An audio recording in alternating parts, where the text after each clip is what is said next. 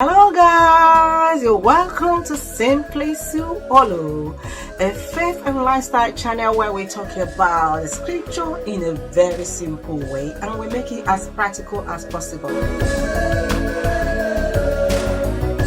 Guess what? I just came back from work and we need to eat. Man must eat, okay? Of course, we don't live by food alone, but by every word that proceeded out of the mouth of God. But whilst we're still on this planet, okay, we have to eat. And it's not every time that we have to have a mountainous, starchy food like a big bowl of rice or a big bowl of pounded yam or gari or amala or all those pastas. No, it's not every time. So today I just got back from work, so I'm going to kind of rustle up something very quickly. It's going to have a bit of rice. I'm not saying you shouldn't eat rice, but what I'm saying is you can put different things together to make a meal without having to eat bread in the morning, rice in the afternoon, pounded yam at night. That is all. Those are in the same categories of carbohydrates. But you need to kind of do a mismatch, mix and match it up, to be able to have a bit of a balanced diet. Now, you don't have to rob a bank to do that. And you don't have to rack your brain to do that. What do you have in the house that are edible that you can put together? So today, I'm going to put something together. Of course, there's going to be rice, but you will see rice is not going to be much. So let me just kind of look into the fridge and see what I've got in there. And I'm going to put everything together and make a meal for this evening. So guys, I've come up with some stuff. I don't have to cook the whole lot. I'm not really a basmati person anyways, so that should do. I believe this is clean enough, washed, so I'm just gonna tip it to the pot. And that is it in the pot. So it's now there, ready to cook. I need to make an emergency sauce. The first thing to do is to get this ready, which is the sweet pepper, the scotch bonnet and onion. I'm just going to dice them. Let me run you through once again what I've got, which I'm going to put together. I've got that frozen beans, cooked beans, frozen. I've got plantain. I've got tuna, chunk, sweet pepper, scotch bonnet, onion. I've got peeled tomato and tin peeled tomato plums, and I am going to I've got avocado and I've got cucumber. Now you may not have all this, so you don't have to have everything. Whatever you have, as long as you're not just eating starch.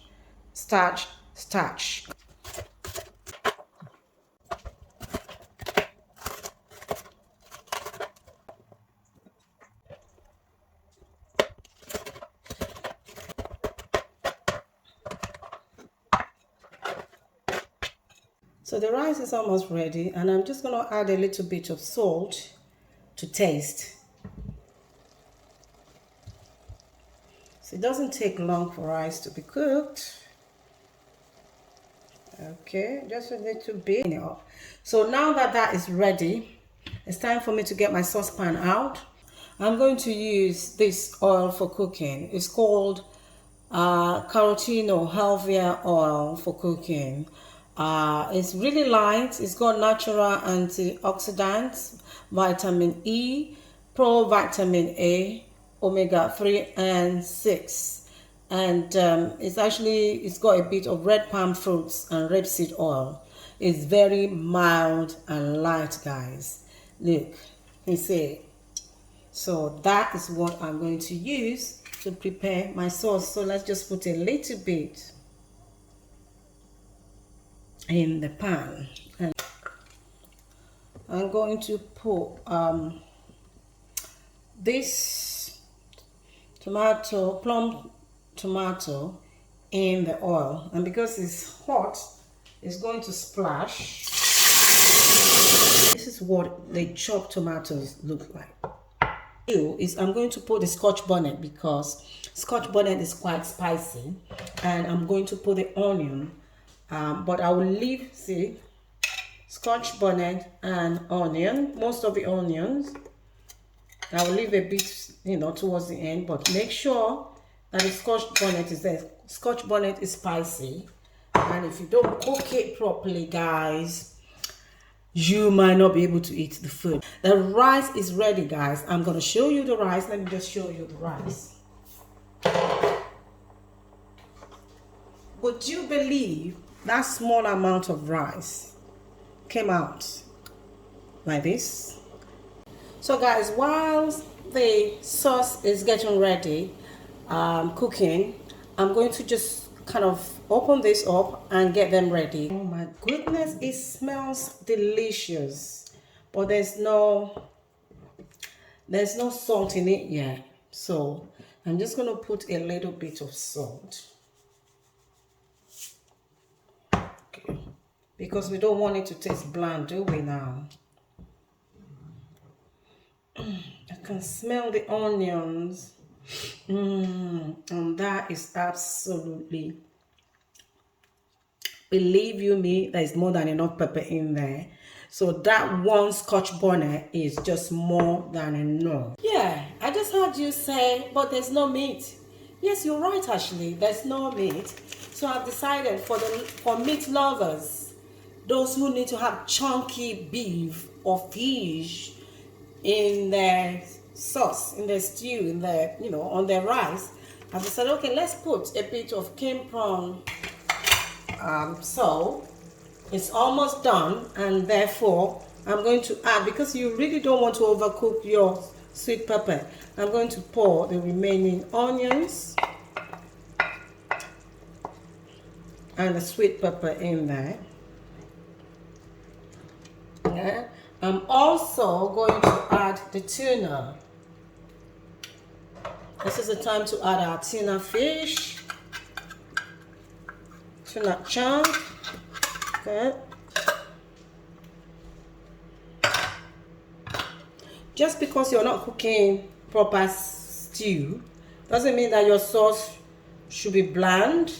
You want your sauce to be very nice, to be very inviting, and at the same time deliciously tasty. Look, now you're not going to start this too much because you don't want, the purpose is not to mash up the tuna. It's just to make sure that it marinates with the sauce. So I'm going to put that back on for another minute, and then I'm going to add finally the prawn. Now I need to kind of show you what happened. If you remember, I put oil in my pan, and then I realized that because I put that oil, there's oil in the tuna. So instead of me using the tuna in oil, I use the one in brine. Basically, the tuna chunk is in salty water. So all you need to do is just drain out the water and use the fish. So this is the one I swapped it with, because I've already put oil in my pan. If there's no oil in the pan, I will open the tuna, use the oil, and use it to cook. So I don't want too much oil. You know, I'm not cooking the prawn because it's already cooked. So all I need to do is just to put the prawn in the sauce. That's why it is the last thing that is put in the pot, in the sauce. There's no need to cook it. And that, voila, is our sauce for rice. Try this at home, guys. And ladies, try this at home. You will really enjoy it. This is spicy, and it's only one scotch bonnet. It's really spicy. Now the next thing that I need to do is to prep my plantains. I'm going to fry this plantain so that we can have it with the food. Now, I know that a lot of us believe that plantain is fruits and vegetables, but when plantain is this ripe, if you're diabetics, you have to be very careful because this is really sweet. So therefore, don't eat this too often. If you want to eat plantain, try and eat the one that is not this ripe. The green ones are really good, Semi-ripe ones are good for you as well. The pan is ready, and I'm going to use this oil as well because it's really light. Oh my God. See, can you see how light it is? So we're just going to put a little bit of it, not too much. Doesn't have to fill the pan up. Yeah, and just make sure that we move it. Okay, our plantain is ready, prep, cut, and we see the oil is not really all all over the pot. You can see the middle bit, but that's not a problem. Let's do it that way. Okay.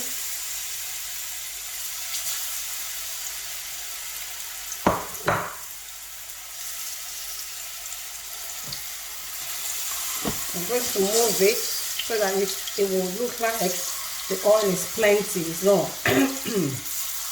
I just want it to kind of go all over the pan. Okay.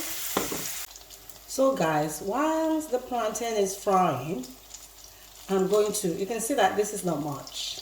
Okay, it's deliberate because it's not like you want to eat a mountainous amount of beans. I know that beans is good for you because it's got protein and you need protein in your diet, but it's just a little bit of, you know, beans to go to accompany your food, your rice. So you don't need your plantain to swim in oil.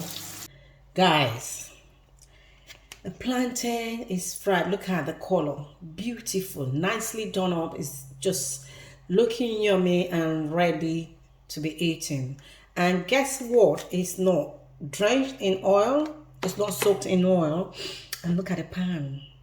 Look at what is left. You don't have to have your pan sitting there with a lot of oil. I can still fry plantain with this if I want to, because that's how I will move it around and you know, and fry whatever I need to fry. But I'm done frying, so we can put that aside. Now we need to deal with our avocado, and I'm just going to cut that and take out the bit that we need to eat. Let me show you what it looks like. Cut it like that, and there you go. Voila, that is absolutely gorgeous, beautiful. Oh, that is gonna be so yummy. So let me just cut it out, and because we can't eat it with this, so I need to take that bit out and, you know, remove the skin. Finally, I'm going to prep this cucumber as well, and I'll tell you why I'm using all this. I mean, as you can see, that is already turning yellow. It's been in the fridge for a while. Can you see that is frozen? When it stays long in the fridge and it's cold, it will just go off, and that will be complete wastage. And you know your girl doesn't like to waste anything. Okay.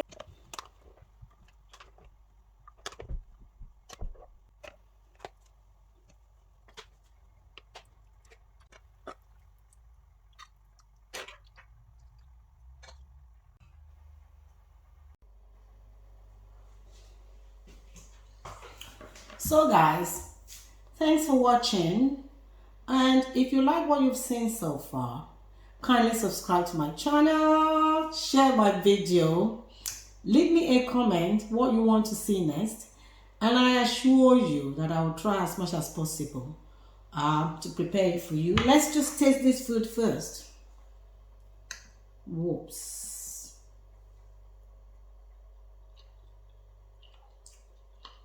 Very delicious.